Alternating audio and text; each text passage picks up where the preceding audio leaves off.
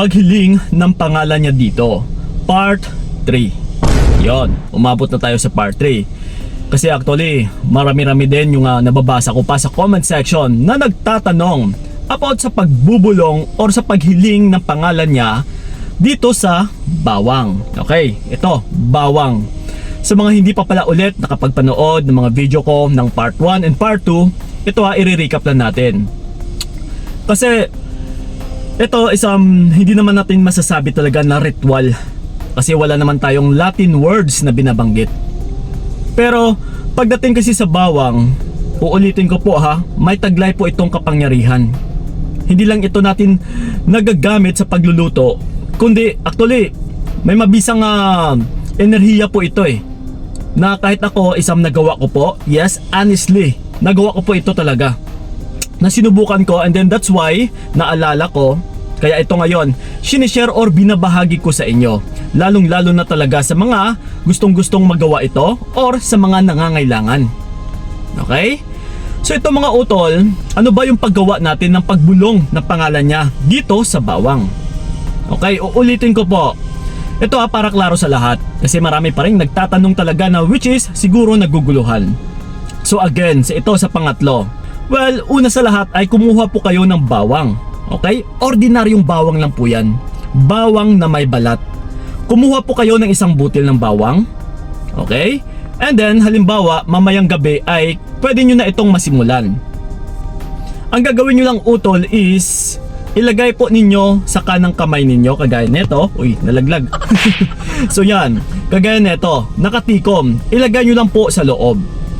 And then babanggitin po natin yung pangalan niya karugtong yung hiling mo.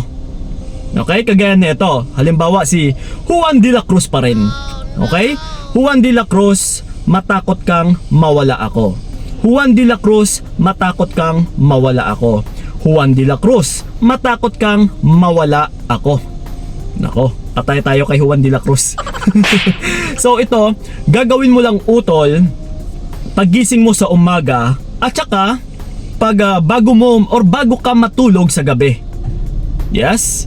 So ito ngayon, sa may mga katanungan o kagaya nito sa inisa-isa natin na again, tinanong ko po ulit doon sa kaibigan ng tito ko na taga Mindanao na kung saan ko nakuha yung technique na ito na which is tumalab talaga. Yes mga utol Ito, so ngayon sa may mga katanungan is tinanong ko rin po doon kasi yung iba is hindi ko rin talaga masasagot. So ito, isa-isahin natin yung mga katanungan na malay natin yung ibang sumasagabal sa kanilang isipan is nandito rin sa mga katanungan. Okay? Na yung una sa lahat is okay lang po ba na mabasa? Okay? Which is hindi po pwede. Kailangan talaga utol ay hindi po ito mababasa.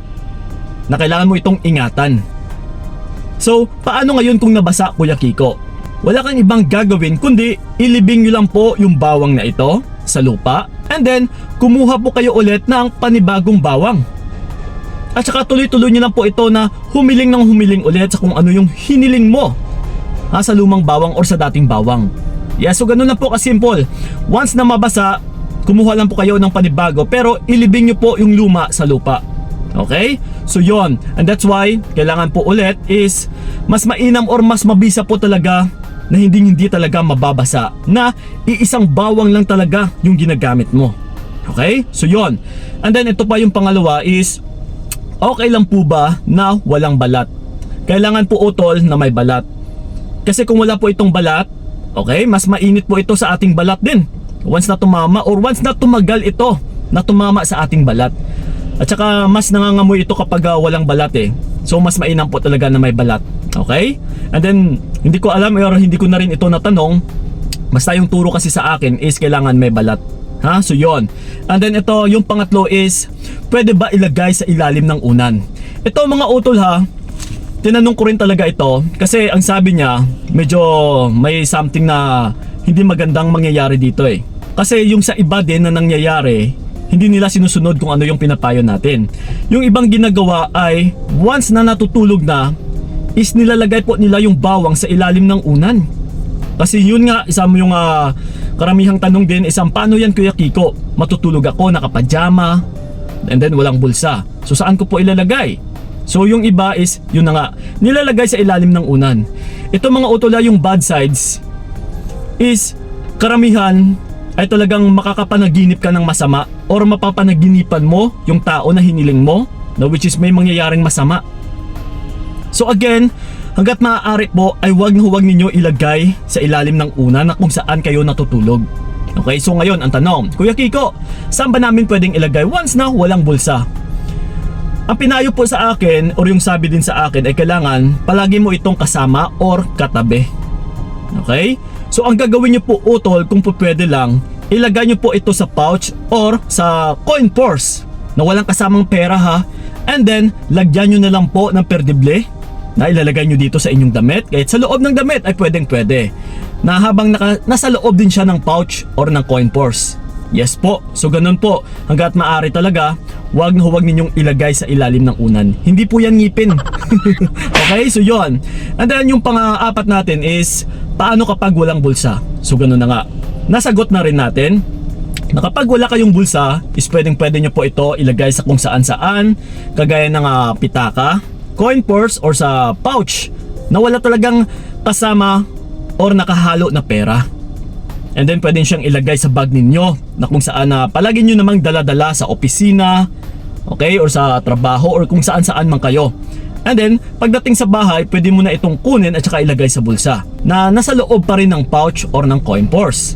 Yes, and then until sa pagtulog is bago ka matulog, syempre, saka mo na ito bubulungan or humiling sa kanang kamay utol ha.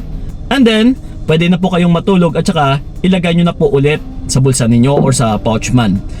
And then kinabukasan sa paggising ninyo, pwede nyo na pong ulitin yung paghihiling at saka yung pagbabanggit ng pangalan niya sa kung ano man yung hiling or kahilingan ninyo. Yes, paulit-ulit ang po utol na routine, araw-araw ha, bago matulog at saka sa paggising din sa umaga. So ang tanong din, Kuya Kiko, what if pala kung ayaw ko na or hanggang kailan ko ba pwedeng gagawin ito? Hanggang sa masatisfied ka utol. Okay?